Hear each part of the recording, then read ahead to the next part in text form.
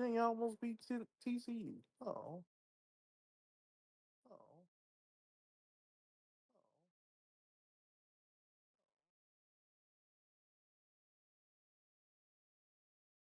Okay, I think we are good. Okay, I think we you got are good. ads. Okay, I think we You got are good. ads. We are. Okay, yeah, I just looked on the NDL site, the NDL Twitch page. We're good. All right, so let me restart the recording on my computer, and then we'll be good. So I'll have the file. All right, I'm copying now. Okay.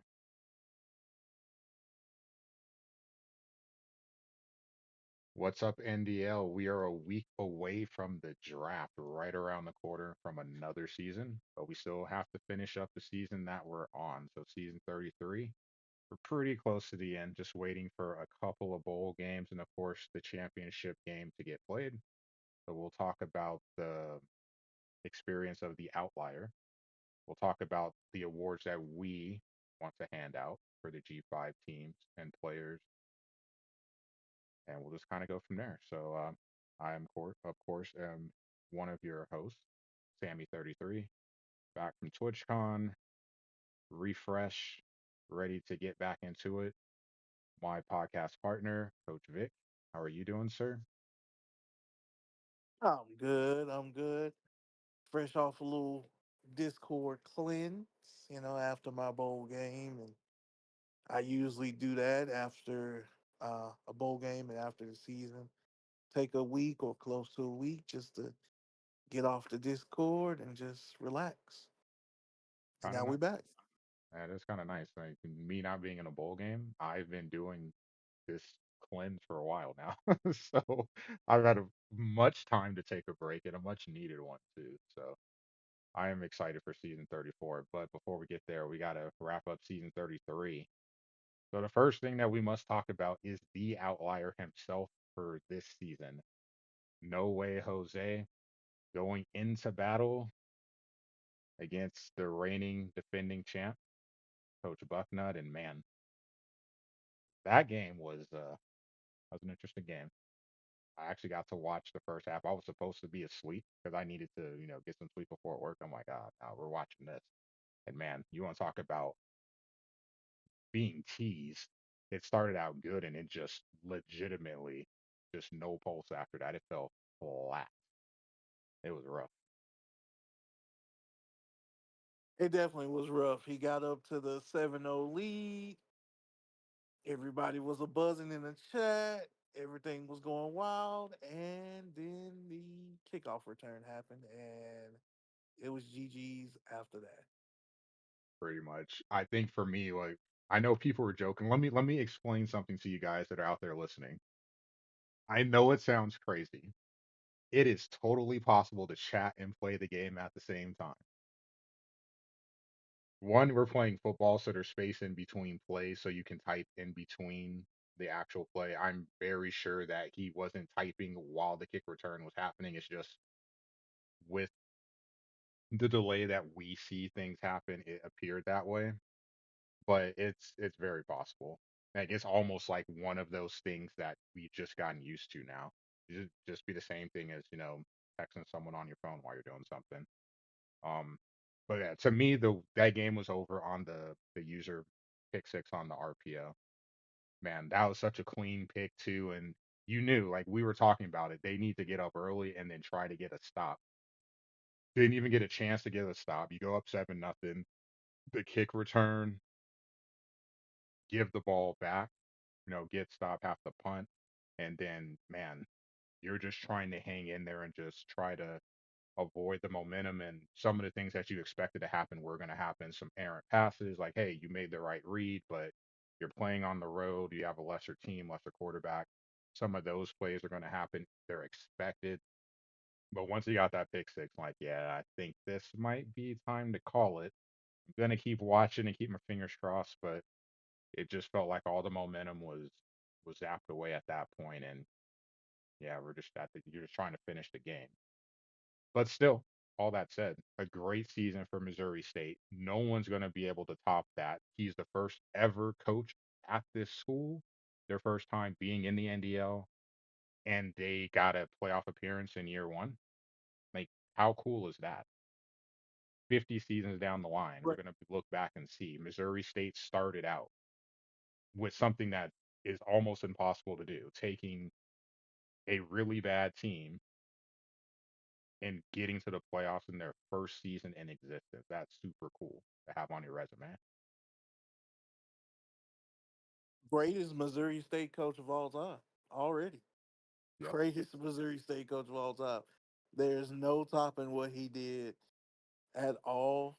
Um, like you said during the game, the pick six did do him in. You was just, having him hold on for dear life. And a wise man once said that dreams go to die in Death Valley. And Jose Dream died that night. Yep. Sadly, but he can still hold his head high. But that does remind me, we were talking pre-show. You had a question that you wanted to pose, so let's go ahead and get that out there now. It's a perfect segue. It is a perfect segue. My question is, do you feel like there will ever be a G5 team good enough to win a CFP game?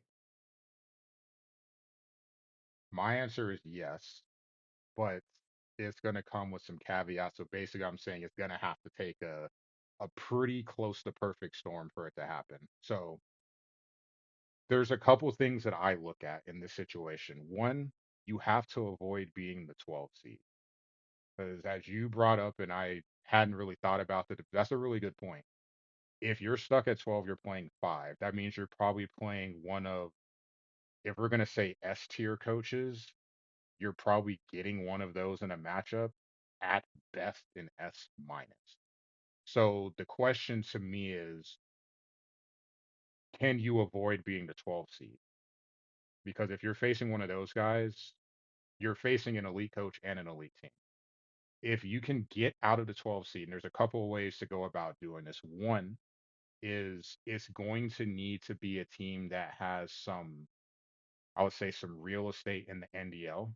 And what I'm thinking of is a coach like him at Washington State or Chip in the MAC. I feel like when the season starts and season 34 starts and we do our top 25 of the G5 teams, they're going to be either in the poll or very close to the poll. So they already have equity. Whereas someone like Missouri State came out of nowhere. So they had to just get into the poll just to begin when it took so long for that to happen, understandably so. There's no real way for you to avoid being in the 12 spot. So that would be something that I think needs to happen. Two, and this is just really a bonus if you could get it. Some of the G5 teams that kind of skirt as a P4 team, that would be a team that needs to get in the playoffs. So I'm thinking Memphis. I'm thinking like just in terms of talent. I'm not even talking about just like the actual players themselves. I'm just thinking overall off the top of my head right now. Team like Boise State, you would need one of the better teams in the G5 pool on paper to get in. Obviously, that helps. And then the third part is who is your opponent? Because you're going to be playing on the road. You're not going to get a home game.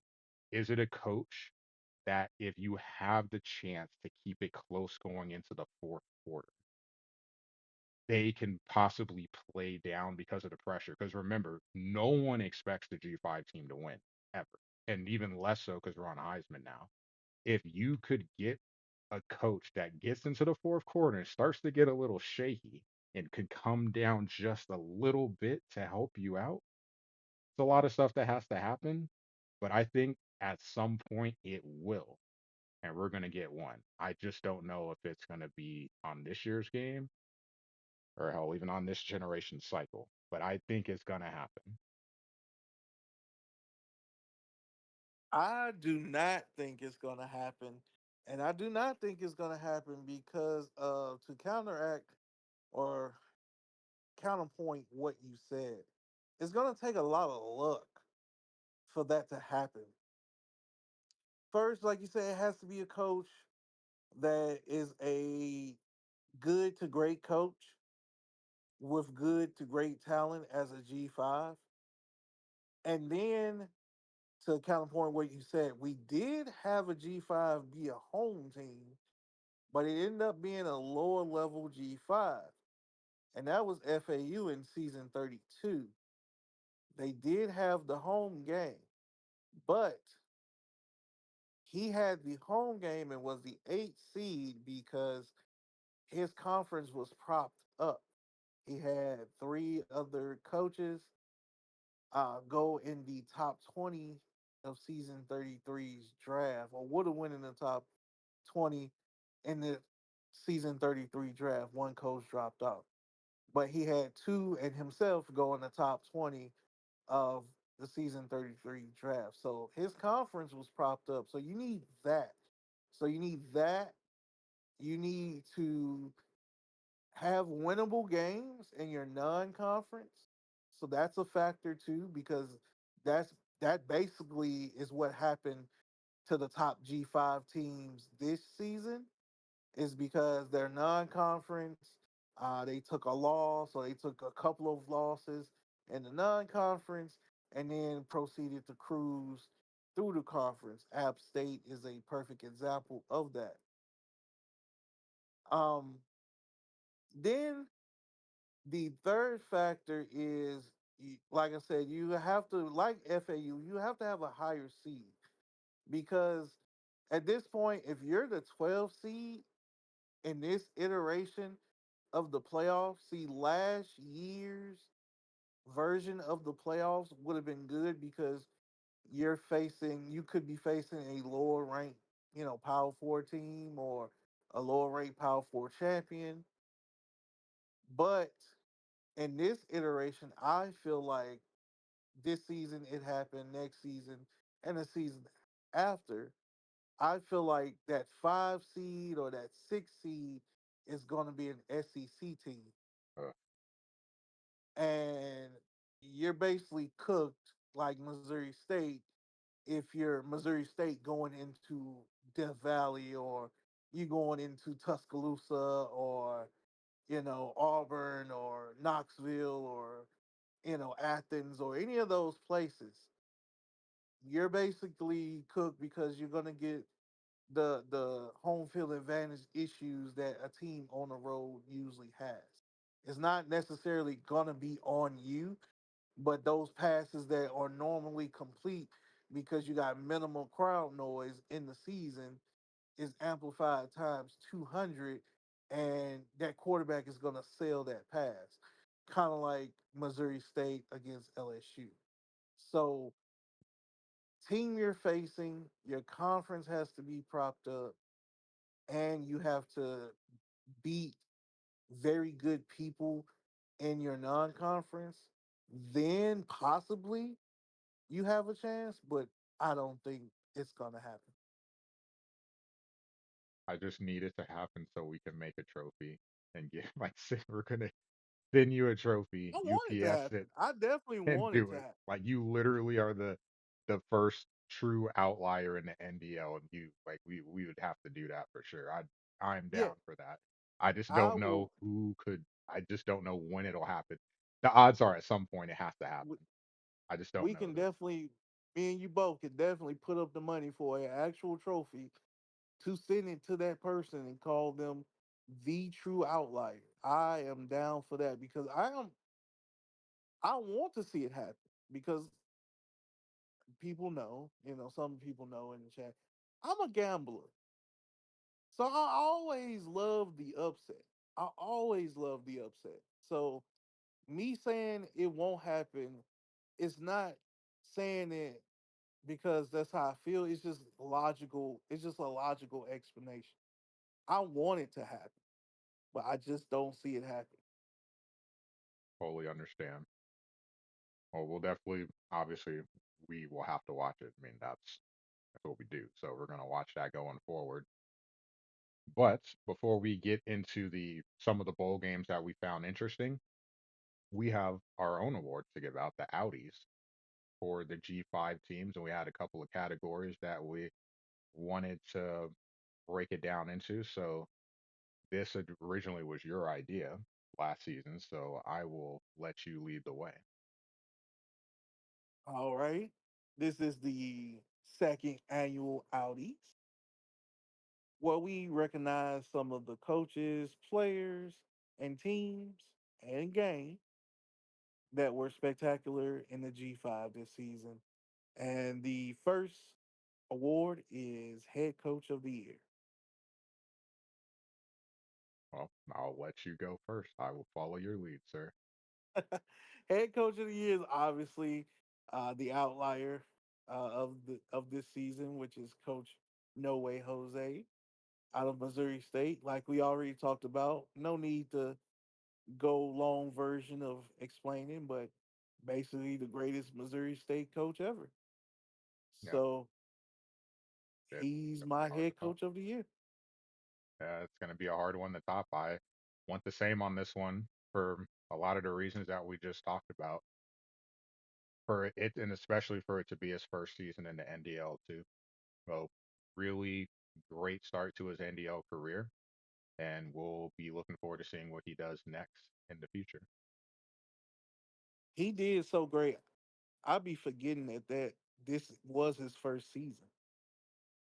Like he did so great. I was like, this is first season, right? Yeah. Oh, well. Look forward to what he's doing next season. The second award is Offensive Player of the Year, and I have Zevi Ikakis, the quarterback from Washington State. Now, if I did pronounce that wrong, I do apologize, but I tried to get it as close as I can.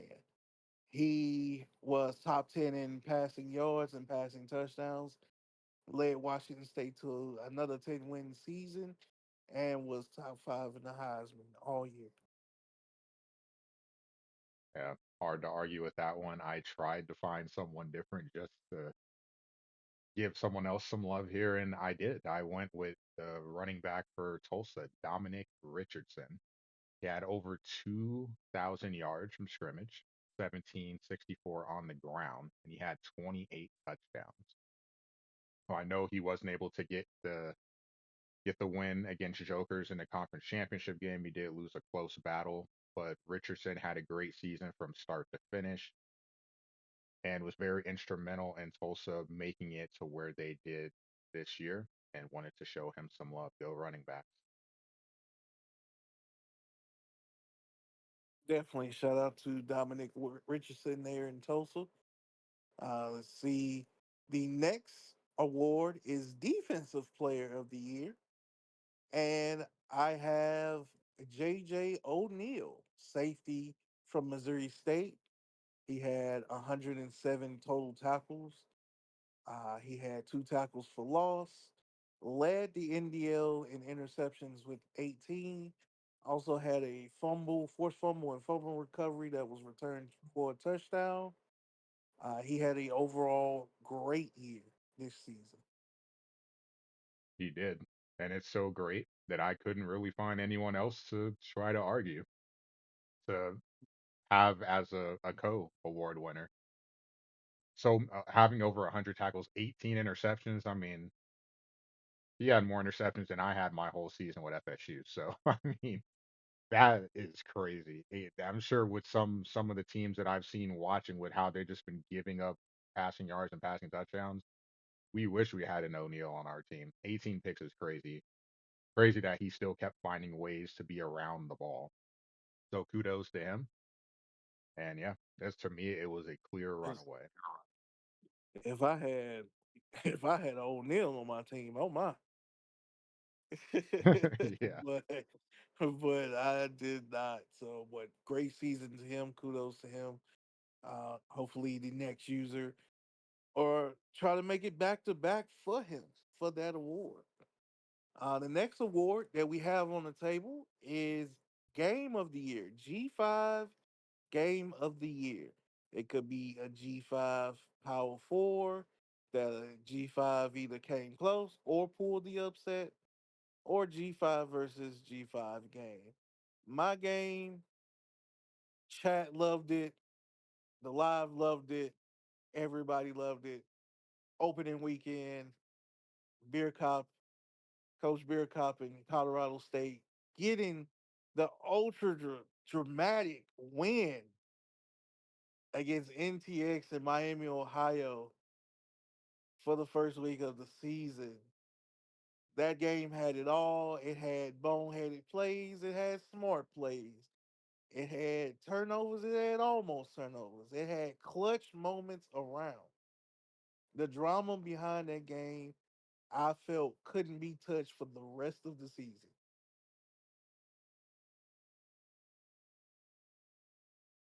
What say you? What's your game of the year? Well, I have to laugh first. I was trying to stifle the laugh because as soon as you said it, NTX is in the chat right now. It's like everybody didn't love it. What a crying emoji. So I was trying not to laugh while you were talking. Um, yeah, I remember.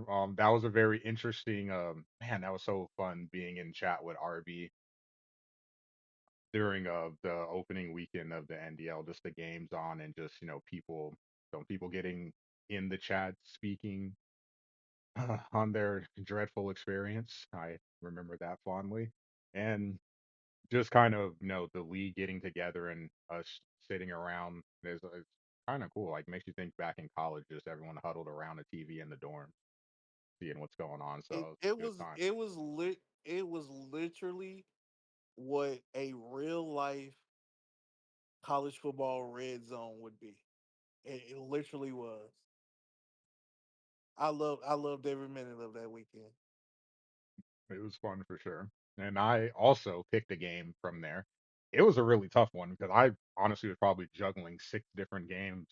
But the one that I settled on was Central Michigan at Washington, or sorry, Washington State. That would have been a good one too. But Central Michigan and Michigan State, the battle for Michigan that we didn't know was the battle for Michigan. For Um, sure. For Given sure. where we saw Michigan State finish in the rankings for the season, and it's always weird because when you play at the beginning, like it was our first game, like actual NDL game, regular season game on this game cycle. So you still are people are still trying to figure out what works, what doesn't work. We're switching to Heisman, what works, what doesn't work.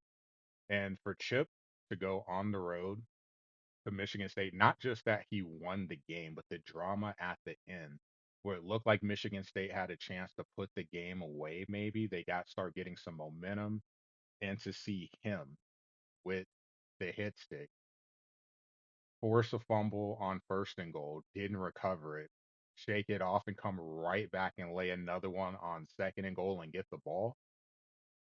Bro, especially with some of the limitations that I feel Chip would like to have been better running the ball because he likes to run, and it was a struggle early on for him to find a way to win that game on the road against a team that was ranked in the top 15 CFP. Pretty cool, and especially that it was a close game. Really, really fun to see a G5 team get a road win against a power school. Definitely. Definitely. It knocked him out of the playoffs. It truly did. As a committee member this season, if he would have beaten him in that game, CG would have made the CFP. That truly knocked him out of the playoffs. I'm sorry, CG, we still love you. Still love you, man. The next award is up and coming coach of the season or of the year, however you want to title it. This award is special because this is highlighting a coach that may not get highlighted too much during the season, but definitely had an excellent season in the G5 and will move up to a P4 next season. And will also, and we predict that they will also do well as well. My pick for that is Nadog, the coach of Akron. Love how he plays. I've mentioned him a lot this season. I love how he plays. We've played together in a few different, aspects of the NDL. I love playing him each and every time. He plays the right way, in my opinion. Doesn't be too over dramatic or anything like that with the play calling. And it's just fun playing him. And I feel like when he does go into the draft and he gets someone in the power four, he's gonna win at least 9 games. I know that's a lofty expectation, but that's just how I feel. Yeah, he should be getting a pretty good pick with the season that he had too. So he's gonna get a good G5 team, or sorry, good P4 team. Definitely. Oh, for me, I'm going with Coach Jordan at Ohio. Oh, he went 8-5. He won his bowl game, and he got off to a rough start. Um, Man, the game against Texas Tech lost by 33. That's a tough one. SDSU, go Aztecs. He lost by 31, and those were both at home. It's like, man, rough start, but then he was able to start pulling it together once he got into conference play. Overall, a really solid season. I like his gameplay as well. I've got to see about half of his games, like the play style. Pretty mellow and cool guy in chat, so very likable. And I think regardless of what conference he goes to in the P4, he's going to get a solid team, and you should be very cautious if he is on your schedule. The offense, pretty good. He runs the ball well. Defensively, and Ohio's not the greatest team. We know that with a lot of G4 teams, especially on that side of the ball. But he did have a guy in double digits with interceptions and was able to get some pressure. I would like to see what he can do with having a better defense. So I definitely look for him to go somewhere and have a really solid season next season.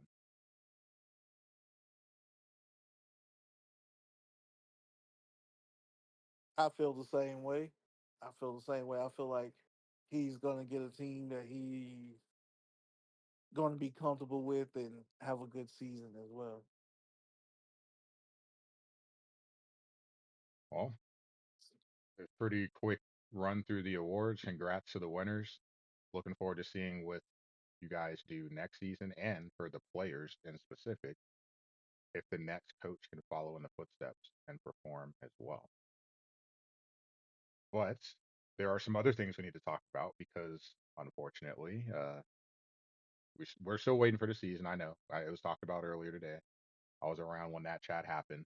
There's still a couple of bowl games that need to be played, but there were a chunk of games in the G5, or at least with G5 teams, that Vic and I found interesting, and we wanted to give a quick run through on the ones that we saw. So I'll let you start first, sir. My first shout out is to Brady, Coach Brady in App State. I have, even though I tuned on late, and even though I doubted them at first, I am a late bloomer when it comes to him as a coach. But I will admit when I'm wrong, and I was wrong about him and his ground and pound. Man, it works. It works. It just works. Like that ground and pound that he had with App State. I really hope he keeps App State. Like it's that good. Like I really, really hope he does keep that. And he kept Coach Weasel under control. Got a few turnovers and basically controlled the game throughout. Like I watched the whole game and he basically controlled it throughout. It was little bits and pieces here where Weasel could have got back in it, but that ground and pound in the end just ran over Middle Tennessee State, and he got the win, and it was a convincing win at that. Yeah, that to have two running backs that productive is just really terrifying because you're usually I feel most of the teams that have great run games, it's one solo back. So you can try to scheme him out the game, or you just absorb the touches and you deal with a backup who could still be good, but isn't on that level. But it's not only that; it's the fact that it's two backs and that tight end. That tight end is a menace in the pass game because you never know when he's going to get used. Yeah. it is it is tough sledding against that running attack for sure. Like you feel like you have to like fully lean into stopping the run, and that's where he starts to beat you, getting behind the linebackers, and man, he makes it tough for that secondary for sure. One game that I wanted to highlight that I found very interesting. I didn't get to see as much of it as I would have liked, but the Idaho Potato Bowl, Nevada and Central Michigan. Central Michigan coming off of a tough loss in the MAC championship game, but also a win against Washington State. And then Nevada, we were talking about this last episode. Like, man, it looked like he was going to kind of go into cruise control to the Mountain West championship game, and then two late losses leaves him on the outside looking in. So how, like, what version would we see in the bowl game? A pretty good version, I would say. He gets the win 48-37, 35 points in the first half by Nevada. The offense was clicking both in the air and on the ground. Chip got behind early, and Nevada in the second half did enough to hold off Central Michigan and get the dub. A really fun game with two great coaches.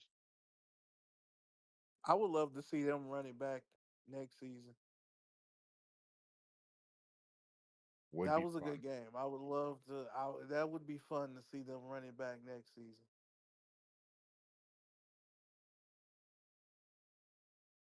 The next game I would like to talk about is uh, the effort or the game between East Carolina and Cincinnati. East Carolina put up a heck of an effort, but it just was not enough. It was just not enough. He didn't show enough that he showed in the regular season in this bowl game. RB shut him down, shut that passing attack down, turnover after turnover, and it led to a blowout 48-14. RB scoring 35 in the second quarter. It was pretty bad. A rough one for sure. One that I was excited about before, and I actually was not sure how this game was going to go. I felt like it was going to lean more to being a defensive struggle, and clearly it was not, just the first quarter alone.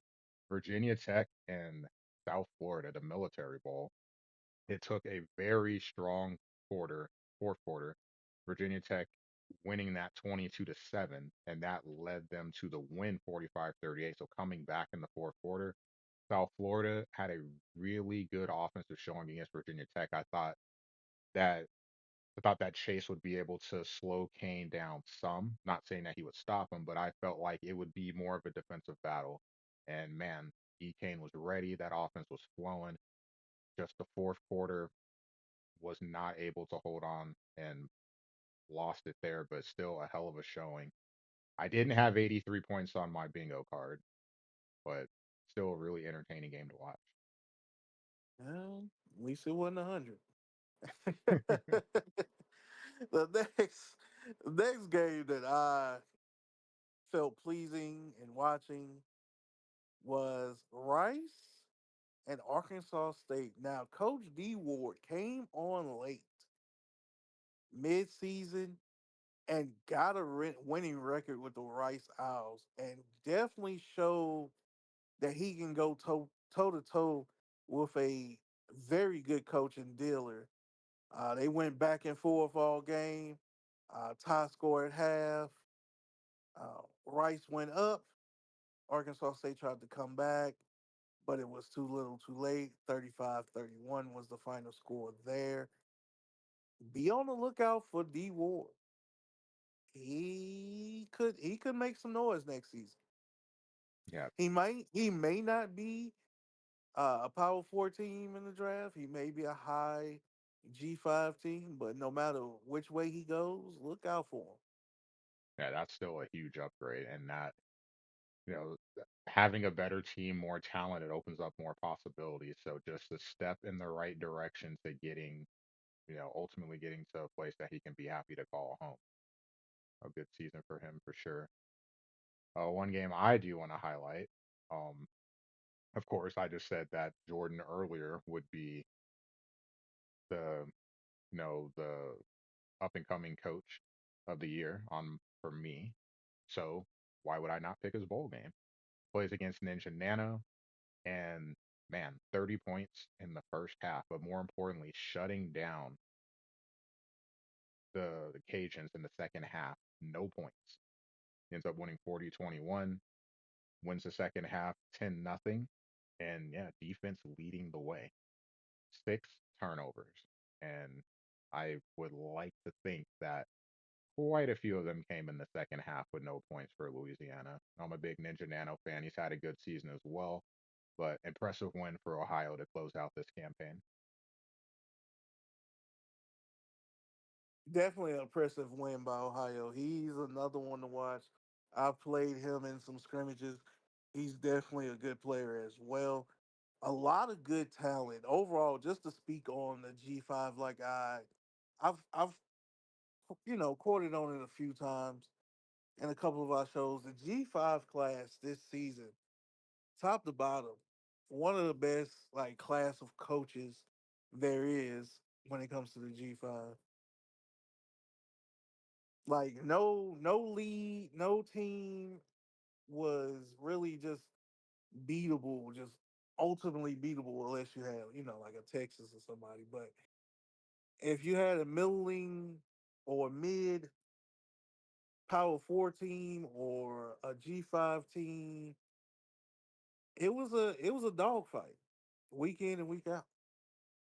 Yeah, some really fun watches. Really Definitely. fun watches. A couple of bowls I want to touch on. So happy for Jeff Daddy and Beer Cop making bowls, uh, but they were defeated in those bowls by the more talented teams. So that was expected there. Another another game I want to highlight is Charlotte and Wake.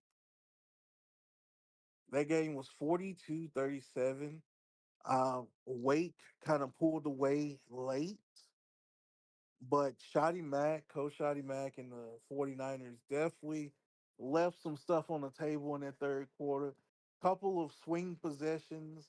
They could have got a score or could have got a field goal or touchdown that they didn't get or didn't capitalize on. Was the difference in this game? I am going to add something, but I just have to say this is really depressing for some IRL football. Man, if you're a Wisconsin fan, I apologize. Like I know I joke around about how pitiful Iowa's offense is. What is going on with Wisconsin? They're about to get they look like they're about to get shut out again. Three shutouts I'm in a I'm row. I'm going I'm going I'm going to say this, and I said this. I can screenshot it on you. I made this comment on YouTube about a certain team that's of the ilk of Wisconsin. But I'm going to say this about Wisconsin: they're never going to get back those J.J. Watt, Ron Dane years. They're never going to go back to that. I said the same thing, and I can. If anybody wants to send me a message or whatever, I can send a screenshot of me saying that about Michigan State, and you can see how they've been doing IRL. I said the exact same thing. They're not going to get to that early 2010s Michigan State anymore. I don't care about NIL. I don't care about transfer portal. I don't care about any of that. Those two teams, they reached a peak during those times. Wisconsin had a longer peak than Michigan State, but they've reached their peak. It's not going to happen anymore. I don't care who the coach is. I don't care what style. It's not going to happen.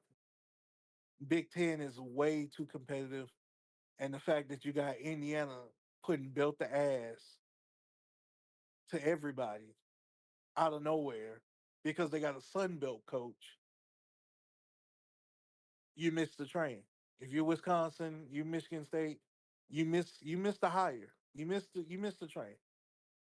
It's gonna take a while. If they do go back to what they were, it's gonna take a long while. But they're not coming back. I'm just sad they're not on Nebraska's schedule. I mean, yeah, they played Michigan State, but I need Wisconsin on there too. Like we're trying to get Frito, I feel you. I but feel that. it's okay. A couple other bowls I want to touch on real quick. Yours, since I know you're not going to mention it. You said Not at at least all. you didn't give up 100 points. Yeah, you guys gave up 109. West Virginia against Memphis. Good Lord, just points everywhere. And the difference in the game is really Joker's couldn't get a touchdown in the fourth quarter. He was up 21-3, and man, I always talk about the middle half being dangerous, 37 to 28, and then the fourth quarter and just the offense is ridiculous. Over 1,200 yards of offense. Insane. One turnover. That is insane. That had to be stressful to play. Hell, it's stressful to watch. That's I don't. I ridiculous. don't. Of course, as you say, I don't like to talk about myself, but I will give insight on that. That one turnover was a key third down for him to kind of clinch the game, and he threw it, and I picked it off and scored to take the not take the lead, but come close. I was like 2, maybe 3 points off. Got another stop, and then clutched it out with like a minute to go. Stressful. A couple It others. was. It Uh, was. It was. Jacksonville State and Georgia State. Georgia State wins the fourth quarter 20-7, having to come from behind, and they lose though by 1 point. So coming from behind and then Jacksonville State closing the door at the end. So they're able to add a nice feather in the cap to their season. We've got the Western Michigan Boise State game was on BBB. I actually just got to see the finish to this game earlier today because I was out at lunch with IROC and some friends, and I had saw most of the game, but I was in between flights and the plane Wi-Fi was acting kind of goofy, so I knew that he won, but I didn't get to see the finish. And yeah, you gotta love those stressful finishes at the end. Where it's like, all right, you give up a score late, it's less than a minute to go. What can you do? And you just chuck it deep and pulling a Brett Favre and catching it in double coverage. Like, yeah, all right, let's go. And I scoring with will say. just a couple seconds left. A crazy finish to that game. The timeout usage was, we'll say, interesting for the finish for that game. I will say this. I was in BBB and um, looking at the game, but then I got a phone call, so I couldn't look at the end of the game. But I saw the post game. Rock is definitely a fella I'm gonna have a drink with. Just real chill. Whole background was just chill. Love it. I love it. Love the chill vibe. Him, the BBB guys, yourself, RB, Pat, Smitty, Wobbles, and a few others. Freak. We can all have a drink together. It'd be some chill vibes. Very chill vibes. I love that. NDL convention. I feel like there's a plug for that there, but I'm not ready for it because Go ahead and we go ahead have and we plug have it. the Yeah, you dates, can. but I know it's in July in Tennessee, so that'll be my first trip to Tennessee. So looking forward to heading out there. I'm pretty sure we don't have exact dates for the release or an exact date for the release of NCAA college football, whatever, for the next college football game. But I'm sure it'll be around that time. So that'll be a fun time for sure. Getting to put a face and personality to the screen name. Be good Depending stuff. on depending on some real life stuff, uh, I'll be there. I know I will because I need any excuse not to go to work. I need reasons to I I, need I can reasons tell to you. I use can my no the vacation. work the work part is not the stuff. It's like Oh, I know. whole situation with. I can lean into it a little bit. Whole situation with my girlfriend and stuff like that, where thinking about moving in together, and that would probably be the time is in the summer. So, depending on what happens with that, if it goes one way, I'll definitely be there. If it goes the other way, I would have unfortunately have to miss Good reason to miss that. Um, man, there's one other game. Two, real quick. Tulsa losing to Jaguars 17-10.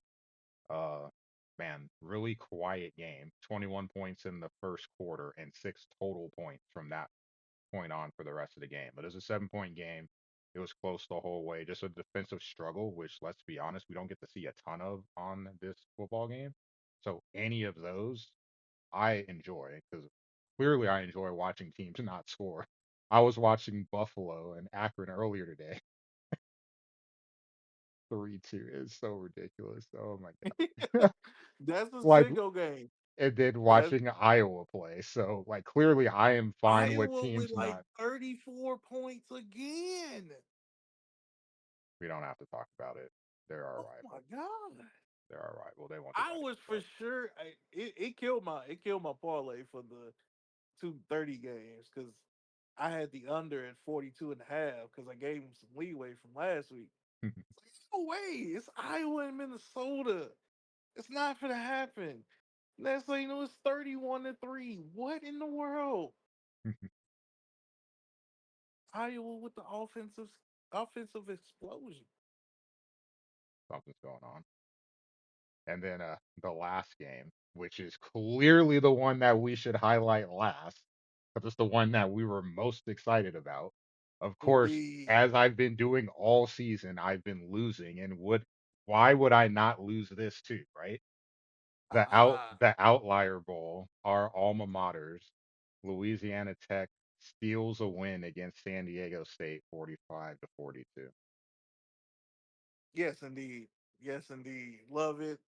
I didn't get to watch it because it was played at like midnight on a weekday, but saw the result that morning and had a smile on my face for the rest of the day. Not gonna lie, when I saw the Definitely. score, I rolled my eyes like, of course. That was my immediate reaction. Like Big Z's a cool dude, and I know he'll be staying there, and wish well for him next season. But I really wanted him to win that game, so I was a little sad that he lost. But hey, Aztecs for life. We don't care. Go Aztecs. Oh no. Shout out to the Aztecs, man. There's no beef. No beef at all. If I had a retirement place that I would call home, Oh it my would God, be San Diego. it is It the definitely would best be city San in the Diego. world. The best Man, city oh in the man. world. So it's definitely no beef with the whole city of San Diego. I have nothing but love for that city. Well, Nothing but love at all. I will say this. This is a fun fact, but not really. Speaking of sicko games, the night game that's going to close out today, FBS wise, is definitely a sicko watch because Devin Dampier is out for Utah. And true freshman Bird Ficklin is starting. Definitely about to tune in to this. so what you're saying is, yeah, I should have that on in the background. Got Oh, I'm gonna have it on as soon as this LSU Texas A&M game is on. it. Well, something else that I wanted to touch on before we like fully end this um, episode. So this, I guess, technically is our last episode of season 33. So this, I mean, yeah, it really is, though. It really is. yeah. So want to say thanks for everyone that's tuned in. Thanks to anyone that's given feedback. Thanks to anyone who's been a guest on the show this season. I know from my perspective, I haven't really talked about it much in chat. There's been a lot of stuff going on with my dad's health. So it's made this season a very awkward thing because like I've had to miss time at work, and I don't regret that. Family first. I'm a big family guy, and it's caused me to not be able to commit time to a lot of other things because of what's going on with his health. It looks to be better. I still have my fingers crossed, but if that is the case, we will be back on schedule for being on every week next season. Definitely looking forward to it. Next week we will be on. We will have a pre-draft episode, which will be kind of nice because hey, it aligns with our day on Friday. So we will be able Facts. to look at the draft list and And we close out the draft yeah, we're on gonna be on Saturday. Saturday night as well too. So game day is we're gonna have a live, basically a live show covering the draft. Game day is gonna take the first leg, and me and Vic will take the remainder. So I'll be looking at that draft list, and I'll probably be reaching out to a couple of guys that would be picking around. Hey, we're the G5 podcast, right? We're probably gonna cover a lot of G5 picks, so we'll do our research and hopefully be able to get Definitely. some picks live and get some feedback on those picks as well, maybe a couple of coach interviews, and it'll be great. So for everyone that's been kind of like, man, there's nothing going on, just give it another week. Just give it another week. Definitely. Once the Definitely draft looking gets going, forward. the hype will be right back up. There's some great stuff coming for you guys next season. Definitely looking forward to all of that. Definitely looking forward to the pre-draft. That's going to be fun. That's exciting times. Definitely looking forward to because we go by the time that we air, most of everybody's going to have their decision. So we're going to be, we could break some news there in the pod as well. Pre-draft and closing out the draft. That's going to be fun. The last few picks are always fun. Last like 30 picks are always fun. You never know what you get. Hmm. And also to a certain coach in Dallas, there is no more beef. I'm formally squashing the beef right there, right now. You're so lucky I don't have my Stream Deck set up because if I did, I'd have the clap sound. I would have played it right now. I'm glad for that. That's good. That is good to hear. No So, more beef. No more ill will. You can unblock me.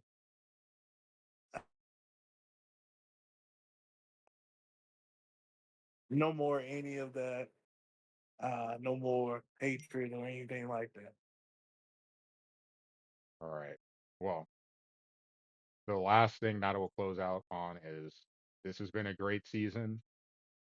I want to give a special shout out to the MAC because as someone who's been in the NDL for a long time, it has sucked to watch the MAC pretty much be like I want to say the farm extended with people quitting and new coaches coming in a lot. And it was really fun following the MAC the whole season. I mean, I love the Mountain West. Got some great coaches there. But the MAC has been really cool this season, having so many teams be successful, having a great group of coaches from top to bottom, and a lot of the games that were fun to watch. If I had to rank a top 20, a lot of them are going to come from MAC conference games. They were a great conference to watch, and a lot of their coaches fun in chat as well. So kudos to you guys.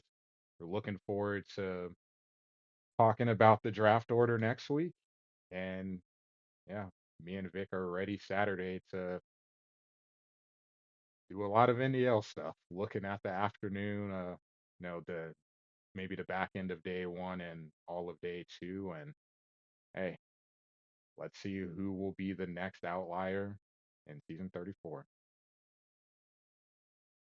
Definitely. I'll see you guys next week.